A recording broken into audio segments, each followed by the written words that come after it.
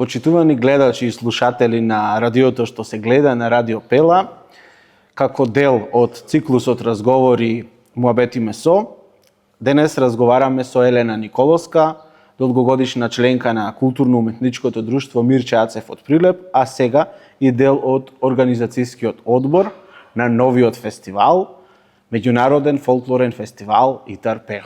Добре ни дојде. Добро ме најдов, ви благодарам на поканата. Елена, за почеток да ни кажете за каков фестивал станува збор и за како дојде до идеја за реализација на фестивалот. Меѓународниот фолклорен фестивал ИТАР-ПЕО се роди токму во културно-уметничкото друштво Мирче Ацев, овој пат како иницијатива на неколкумина членови. Мотив ни беше долгогодишното учество на различни фестивали и културни манифестации во земјата и во странство, да најдеме нешто по кое ќе бидеме препознатливи ние. И како што сите знаат, токму ваквите играожни друштва, да речем, се центар за смеа, за забава, за неповторливи бисери и такви моменти, па решивме да го споиме, да ја споиме оваа идеја за да создадеме нешто ново, заедно со таквото расположение, ќе го наречам, и каде, ако не во Прилеп, да има еден таков фестивал поврзан со хуморот и сатирата и заедно да го поврземе со фолклорот. Всушност, на оние седенки што се случувале во минатото, кои се основа за создавањето на понатаму на културно-уметничките друштва, и во нив се раѓале ова нематеријално културно наследство, зборувам за ората и за песните. Всушност, на тие седенки секогаш нели имало и хумор, имало и сатира, и досетки, и дофрлања, така што мене лично ми се допаѓа идејата дека фестивалот на некој начин ги обединува тие два сегменти на фолклорот. Но, кога сме тука веќе, зошто ИТАР-ПЕО се вика фестивалот?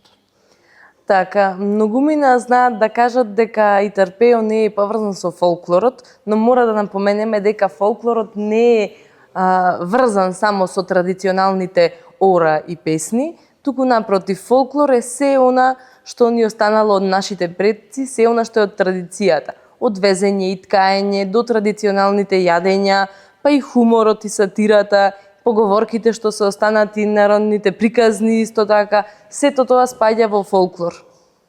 На тој начин решивме да го земеме за пример ликот на ИТАР-ПЕО. ИТАР-ПЕО е фолклорен лик кој потекнува од овој регион, па така ние го користиме овој лик како символ на итроштината, на снаодливоста на македонскиот народ и како во тоа време преку шега знаеле да ги пренесат нивните секојдневија, па и маки. Така. Многу убаво и убава порака се надевам. Сега да кажеме што ќе ја сочинува програмата, кои фолклорни друштва ни гостуваат и ако можеме од прилика некоја бројка колку вкупно учесници ќе обедини овој фестивал. За оваа година за прв пат имаме гости од странство од Полска и Словачка, бројат околу 70 членови од странство и исто така 4 ансамбли од Македонија, тоа се културно-уметничките друштва Илинден од Кривогаштани, Илинден од Струга и Илинден од Демирхисар, како и фолклорниот ансамбл Тиквеш од Кавадарци. Исто така гости ќе ни бидат и културно-уметничкото друштво Преродба од Прилеп и се разбира културно-уметничко друштво Мирче Ацев како официјален организатор и гостин на својот фестивал. Така. А во ликот на ИТАР-ПЕО ќе го видиме нашиот познат актер Игор Трпчевски. Да, како што на јавноста и веќе е познат по ликот на ИТАР-ПЕО, дури и самиот кажа дека многумина го препознаваат посебно преку ликот на ИТАР-ПЕО. Исто така ќе ги води двете фестивалски вечери, значи од него ќе биде презентиран хумористичниот дел кој ќе ги поврзе нели точките заедно, па и ќе сподели некои негови анегдоти и приказни. Па така ќе имаат можност гостите да слушнат такви хуморески директно од нашиот препознатлив ИТАР-ПЕО. Ќе биде тоа секако атрактивно за публиката, да кажеме на кои сцени ќе може да ги проследи програмските активности. Активностите започнуваат во петок со детска работилница на могилата на непобедените. Таму е планирано најмалите членови да имаат активности кои се поврзани со традицијата, од креирање на народен вез, запознавање со македонскиот вез, Потоа ќе имаат за задача да направат некои карактеристични, еве да кажам и оригами, на креативната страна да го запознаат фестивалот, пошто е карактеристичен Итарпео, да се запознаат со некои од приказните кои ни се познати со овој лик и да се дружат со маскоти, кои се од малку од поново време, Так. но малите се разбира и ги сакаат многу. Потоа продолжуваме со официјално дефиле низ центарот на Прилеп, кој во 19 часот ќе заврши кај платото на Итарпео. Таму ќе имаат можност гледачите да проследат настап на неколку културно-уметнички друштва од Македонија, на гостите од странство и со тоа завршува првата фестивалска вечер.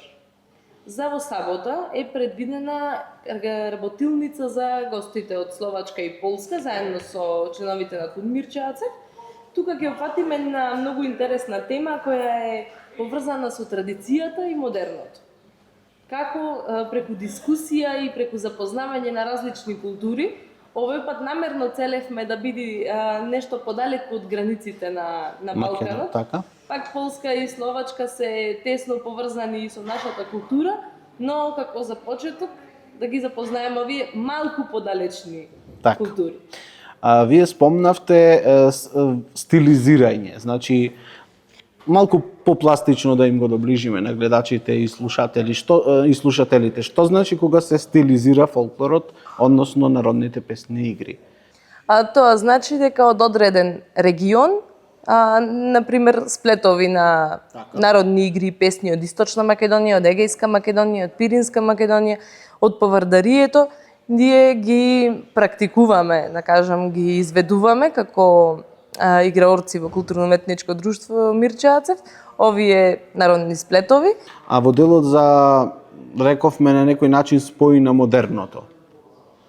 Значи, до која мера може модерното да го зачува фолклорот, сепак онаков каков што е автентичен, но и да им го доближи на денешната, на современата публика. Сепак сметам дека не бараме начин да го стилизираме фолклорот, туку да најдеме начин како да продолжиме традицијата. Така.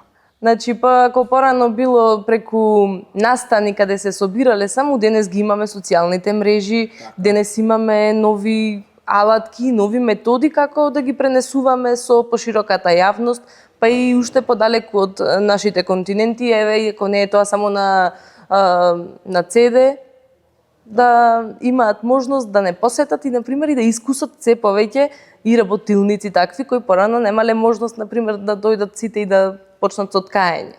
Токму затоа ги организираме ваквите работилници и исто сакаме да најдеме еден заеднички јазик, да кажам, како би можело своевремено денешните генерации да почнат да го пренесуваат и културното наследство и традицијата преку современиве алатки, преку подкасти, преку вакви настани, преку снимање филм.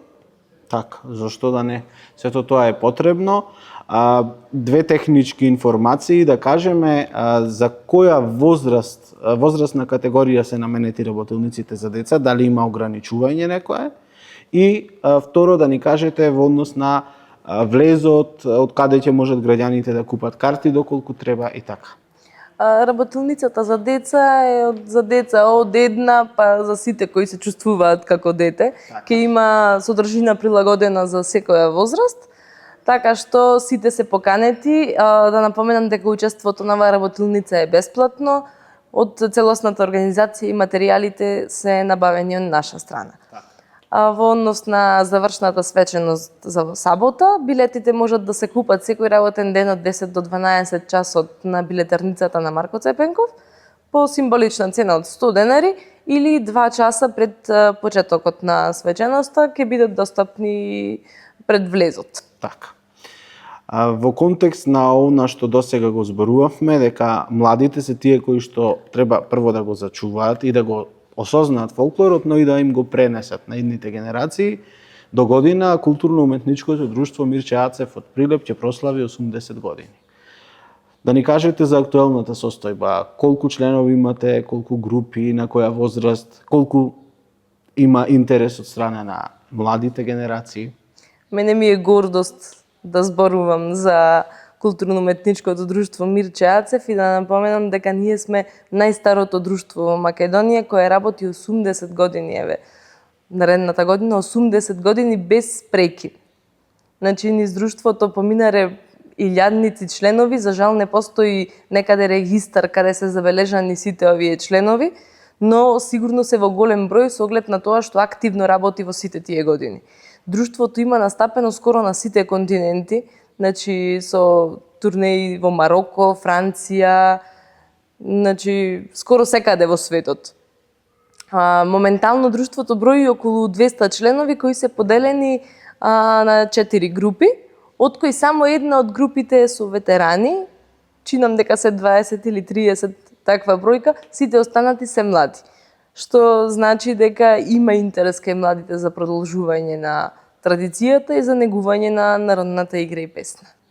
За крај, уште еднаш да ги поканиме нашите гледачи и слушатели да го посетат фестивалот, кој секако е прв, сигурно ќе се развива понатаму и да се надеваме на идните години да имаме што поуспешен, помасовен, попосетен и поатрактивен фестивал. Ви посакувам многу успех и ви посакувам креативна енергија која ќе ви дава сила да продолжите во насока на негување на фолклорот. Ви благодарам и вам уште еднаш и после завршувањето на фестивалот ги очекуваме и вашите позитивни реакции да се навратиме на тоа како сме си поминали. Почитувани, тоа беше Елена Николовска, членка на фестивалскиот одбор на меѓународниот фестивал Итарпео, а исто така долгогодишна членка на културно-уметничкото друштво Мирче Ацев од Прилеп. Секако Радио Пела медиумски го поддржува овој фестивал и сите граѓани на Прилеп, па и пошироко ги покануваме да бидат гости, да бидат присутни и да уживаат во двата фестивалски дена.